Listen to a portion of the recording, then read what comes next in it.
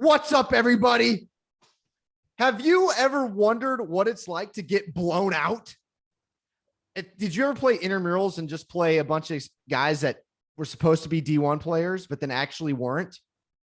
Well, we have. Yes. Josiah and I have. Oh, yeah. Absolutely. Yeah. Well, we're going to talk about a blowout today, and specifically Warriors Grizzlies game 5. And then we're going to talk about what happens in game 6.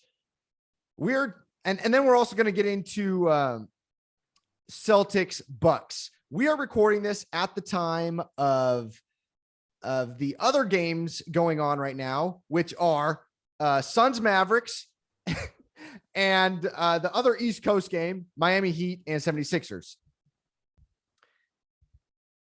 Before we get into game 5s and then eventually game 6, go follow us, Instagram, Twitter, TikTok, YouTube, West Nile Virus, NALE. If you're on YouTube, hit all the buttons, comment. Luka just hit a fade. Basketball. What's that?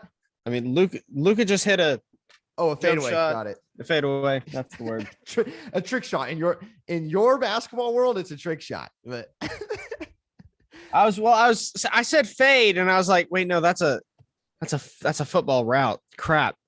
That's not it's a fadeaway. Yeah. But then, it is a fadeaway. It's just slightly wrong. Slightly wrong. Well, I opened this saying, have you ever been blown out? And we're going to start with that one. We're going to start with the blowout. Josiah, what happened in the Warriors Grizzlies game 5? It was a mess for the Warriors, very specifically for the Warriors. I mean, it was shameful all around. Klay Thompson led the Warriors team in points with 19 points, but he also had the most minutes with 25, tied with Steph, and I had a plus minus of minus 45. Yep. The end score was 134 on the Grizzlies to 95 on the Warriors. Yeah, it was bad. Whopping route of 49 points. There were 0 lead changes in this game. The Grizzlies led the game the entire time. It was bad. The game wasn't even tied, unless you count 0-0. Yeah, it was absolutely terrible. There were 2 players actually on the Warriors who had a positive plus minus, and that was Juan Toscano Anderson, and Moses Moody. So maybe they should have just let them play the whole game. I think they played against the Warriors backups, but the Grizzlies backups. I'm sure that's probably true. Yeah. But yeah. So leading the Grizzlies to victory was a trio actually in terms of points. Jaren Jackson Jr., Tyus Jones, and Desmond Bane all had 21 points. Mm-hmm. They all played really well. They had tons of steals. They had 12 steals. Yeah, it was sad for their whole team, for the Grizzlies. The Warriors looked like it was like watching my intramural team again. It really was. It was horrible. I didn't watch the whole game, but what I did watch, I mean, literally the Warriors would get the ball. They'd throw it. It was like it was basically they just throw it to the Grizzlies, and then they'd run down the court and play defense poorly. And then they'd get the ball back and they'd throw it to Steph, and he'd try and do something fancy and he would fail and drop the ball. And then, I mean, the most turnovers on the team was Draymond. Draymond had 5 turnovers. Mm-hmm. And then Toscano Anderson had 3. Jordan Poole had 4. Yeah, Jordan Poole looked terrible. Yeah, Jordan Poole did not look good. Draymond Green did not look very good. I mean, here's point-wise for the Warriors. Leading the team, Klay Thompson, 19. Klay Thompson. Jonathan Kuminga, 17. Got those in, I guess you could call it garbage time. I think he got most of them in garbage time against the Grizzlies' second and third stringers. Right. 14 points for Steph, 10 for Damian Lee, 10 for Moses Moody. I mean, it was bad. We are used to seeing big games from Jordan Poole. 3 points, 4 turnovers. He had more turnovers than points. The dude was bad. That sucks. I mean, he shot 1 for 6 from the field.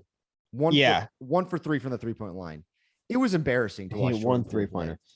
But the whole team was embarrassing to watch. I mean, literally, I didn't even get to see Jordan Poole play. I didn't see when he played. I didn't watch because he just was invisible on the floor. I saw him out there, right. But he didn't do anything when I was watching. No, when I was watching the game, no defense. That is what is going to happen with the Warriors. And sorry, I get excited about this in particular because I was excited for this series. I'm not going to say I'm a huge Warriors fan because I don't really have a basketball team, but I was excited for this series. And then you watch a game like this. This was awful. The Grizzlies deserve after this game to win the series. It was so bad. Yes, but of course, unfortunately, it's doubtful that Ja Morant even is able to return for the rest of the playoffs. Oh, he was out this game, and they did this to the Warriors. Absolutely demolished them. Yeah. And honestly, I mean, yes, absolutely. After this game, the Grizzlies deserve this series. But only because, to me, for that showing, the Warriors deserve nothing. I mean, that was shameful. It was horrible. Literally, I remember watching, there's like a 2-minute series I watched where it was like the Warriors turned the ball over, the Grizzlies went down and scored, the Warriors come down the court, turn the ball over, the Grizzlies come down, and the center, what's his name? Blanking. For the Grizzlies? Adams. Yes. Steven Adams. He hit like this fancy little post move shot. The Warriors go down. I think they turn the ball over again. I think it was like 3 turnovers right in a row, and the Grizzlies just went down and like either missed a shot or scored. No, just to put this in perspective, the Warriors total turnovers 22. 22 turnovers. And here's what I'm going to say. We're talking about how bad the Warriors were. And the Grizzlies had 9 turnovers. Yeah. I thought you said which is pretty average there. I'd say 9 is good. I'd say 9 is not bad. But we're giving the Warriors too much credit for being bad. The Grizzlies played great for not having Ja, their best player. They played awesome. That is true. Ja Morant has led them this season, and to be without, they're at least for this season, their team leader. Yeah. They played amazing. Yeah, it was such a boring game to watch. That's why I'm disappointed with the Warriors. Like, the playoffs are here for me to be entertained, and it has been the most fun the playoffs have been in a long time. And this is the most boring game so far. I don't know. It was bad. What are you expecting from game 6, Josiah? I want to see the Warriors play well and the Grizzlies to play like this. Yes. I mean, I would like to see. So the game is tomorrow at 10 p.m. And I would like to see a nice competitive game. And we've seen a couple of those. The first game, the Warriors won 117-116. Incredibly close game. Second game, 106-101. They lost to the Grizzlies. That's also a very close game. 5 points. That's exciting. Then the third game, they blew them out 142-112. Warriors won. Then the fourth game, I lost count there. Fourth game, 101-98. That's 3-point difference. Exciting game. Then this last game is, not even close. I want to see another 3-point game. I want to see another 2-point game. I want to see a game. Yeah, absolutely. One that could be turned over at the very last. I want to see him go to overtime. Okay. I don't think they will. And I don't think the Warriors will lose the last game. Oh, really? I think the Warriors are going to win. I think they win a slightly close one, but I think it will be an exciting game, but I think the Warriors will win. I could be wrong. The Grizzlies are impressing me, And honestly, I do. I hope the Grizzlies win. I want the Grizzlies to win. Yeah, I do too. I love the Grizzlies. They're the youngest team to be in round 2 of the playoffs in like 20 some years. That's a lot of fun. I want them to prove everybody wrong. I like how the Warriors were playing. They were really fun to watch, but you know what? I think I'm jumping on the Grizzlies bandwagon, even without John Morant. I jumped on the Grizzlies bandwagon without John Morant. They were fun to watch. Desmond Bane and Jerron Jackson, lights out. And hey, wouldn't it be fun if the Grizzlies make it to the championship and Ja gets the return for Game 7? That would be fun. That would be so exciting. Oh man, what a series! I'm kind of with you. They're going back to Golden State for the next game. I don't know. I mean, this is the only way that the Grizzlies win Game 6 in Cali. Is they have to play defense like this, and I don't know how they're going to do it, but. I actually, as I'm thinking about it, the Grizzlies played. They had a big man, and the Warriors could not guard him. And I'm going to blame this on coaching. I don't think they had the right personnel in, and that's part of the reason why they got blown out. Okay, so the Grizzlies have the right personnel in, and they do well, and they shoot like they did this last game because they shot very well. They're going to be just fine. They'll win again, but. If Jordan Poole wakes up, Klay Thompson played well. I'm not going to take anything away from Klay Thompson. But if Jordan Poole and Draymond wake up and Steph one day decides that he's going to play in the passing lane and not play scared, I mean, he's tiny, so I understand. But he is terrible at defense. But if you can get Draymond, Jordan Poole, and Steph on in one night, and there's 2 more games to do that, they're going to win. And I think to me, I don't even think Draymond matters. For me, it's Steph and Jordan Poole. Because when you look at their 142 to 112 game against the Grizzlies, who led in points? It was Jordan Poole and it was Steph. Steph had 30, Jordan Poole had 27. Next up was Klay Thompson, which, by the way, I mean, hats off to Klay Thompson. He's an incredibly, consistent player. But when he's not injured. Well, yeah, when he's not injured. But that being said, if Jordan Poole can play well and Steph can shoot well, then perfect. But Steph shot 4 for 10 from the field last night. That's under 50%. It's not great. That's not great. Draymond, I think, needs to me, Draymond's biggest job for the Warriors is play defense. It's make sure Steven Adams doesn't do well. It's make sure those big guys don't do well. Draymond plays good, solid defense, and he has to play good, solid defense the whole game. And they win. I'm gonna fight back with you just a little bit. Okay. I mean, well, you started saying that Draymond, it's not about Draymond. I don't think it is about Draymond, but I think his most important job is playing defense. Okay, I agree. And this game showed us why Draymond Green is overrated. But the biggest tell, here's the biggest tell. Offensive rebounds for the Warriors, 4. Offensive rebounds for the Grizzlies, 18. If you're a numbers guy, that's a big difference. Ooh, boy. If you're a basketball guy, you know how big offensive rebounds are. I don't know how many of those offensive rebounds were converted into points. But if every offensive rebound was converted into points, that is huge. Huge. And then the last thing I'll say about this game, bench points. 52 bench points from the Grizzlies. 52. Yes, some came. They started coming early because it was a blowout early, so the bench started scoring earlier. But that is insane. Insane in the membrane. Let's move on to Celtics Bucks.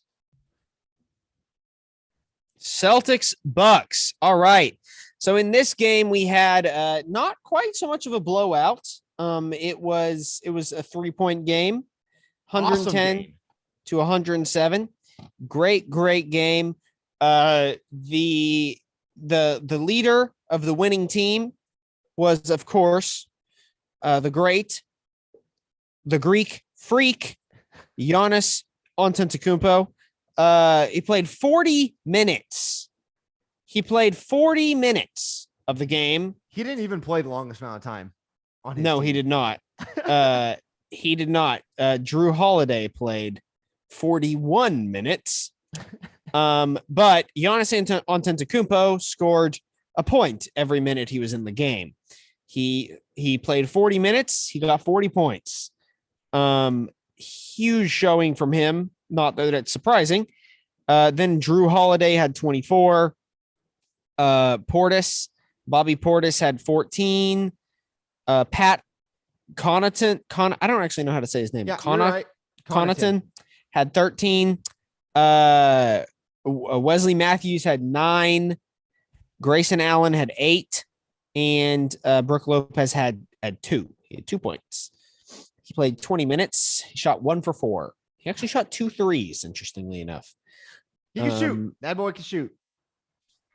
He missed both of his threes, unfortunately. Damn it. No, I know. But hey, that's he all can right. hit. He can It's hit. all right. So he has the green light if he's open. Yeah, no, that's fine. That is absolutely fine. But yeah, no. So it was a really close game. It was a really fun game.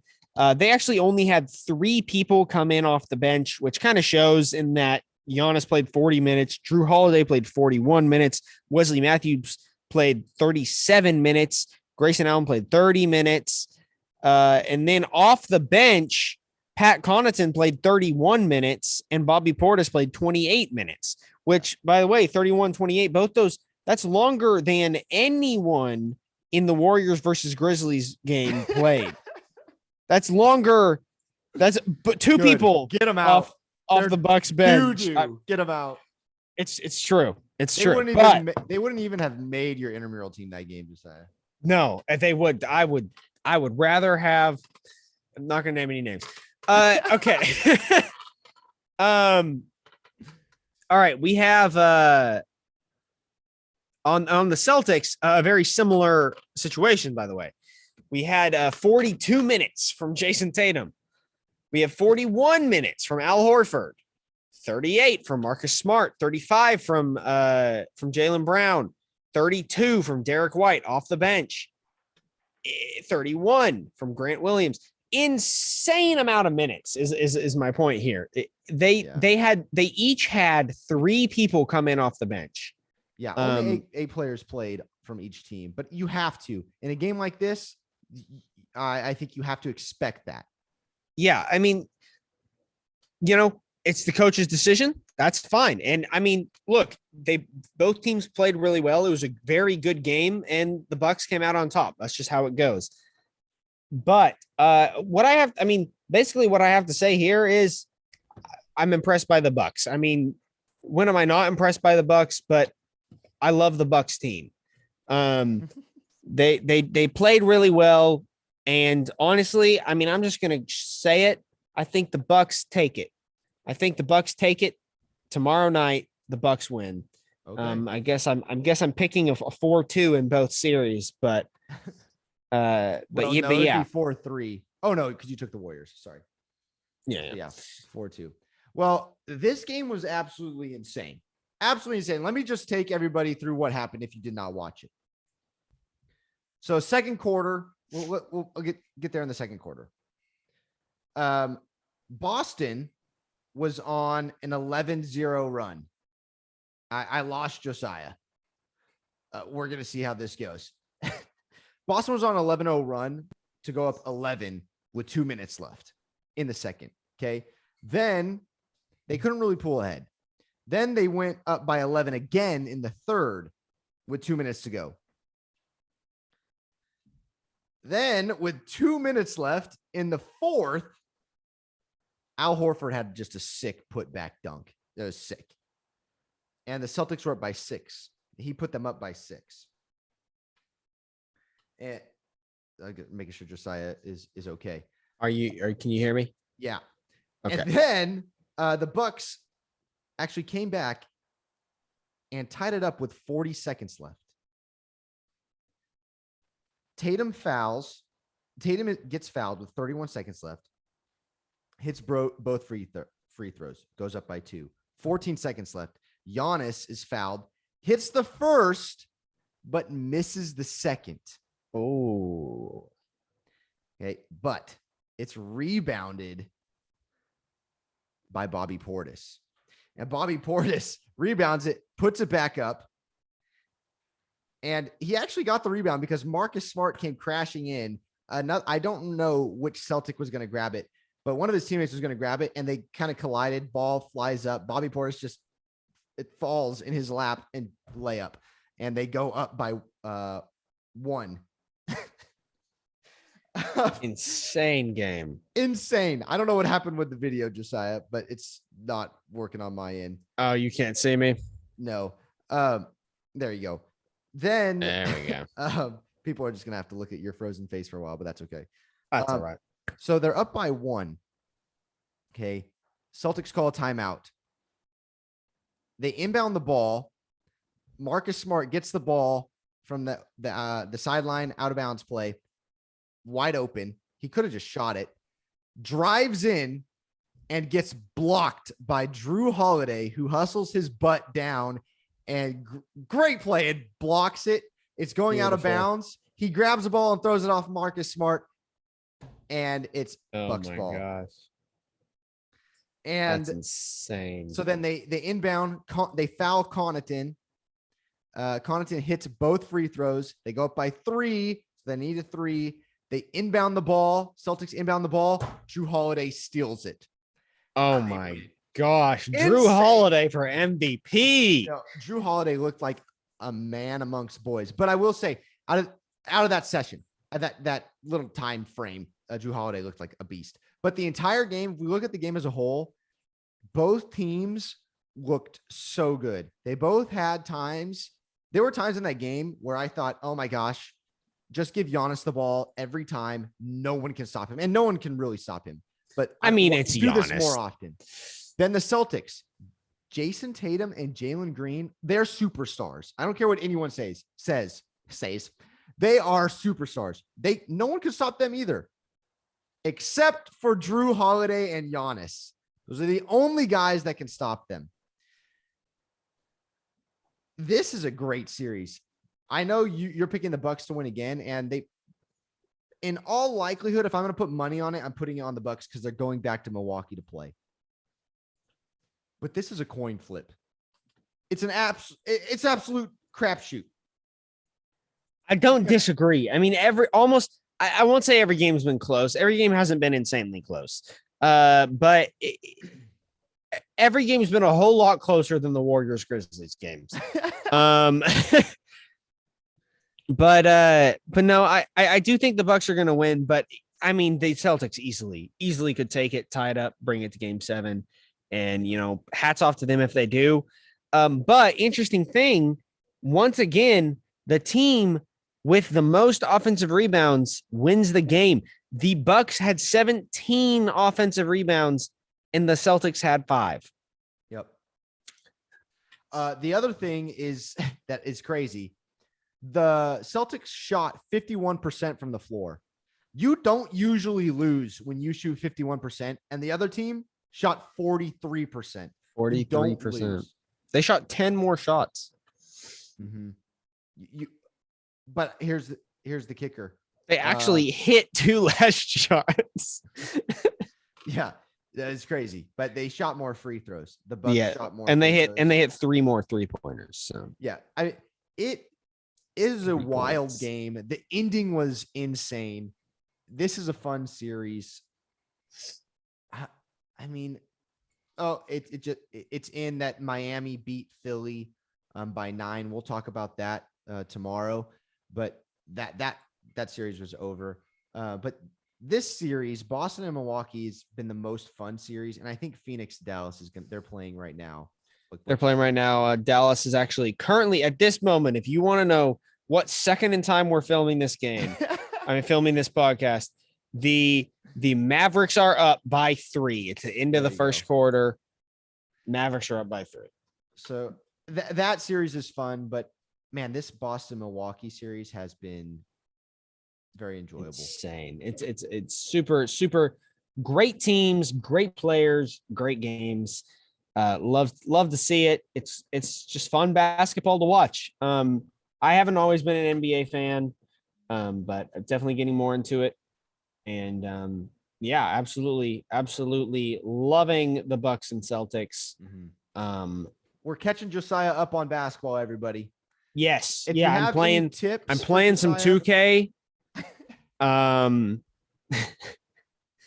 Playing my career mode, which probably isn't the best way to do it. Probably play like League or something. But if you have any tips for Josiah and the NBA, let him know down in the comments section. Yes. Or DM us. And that's at Nale Virus at TikTok, Instagram, Twitter, YouTube. All that. All right, everybody. We'll talk to you tomorrow. Make sure you spread that virus. See ya. Yes.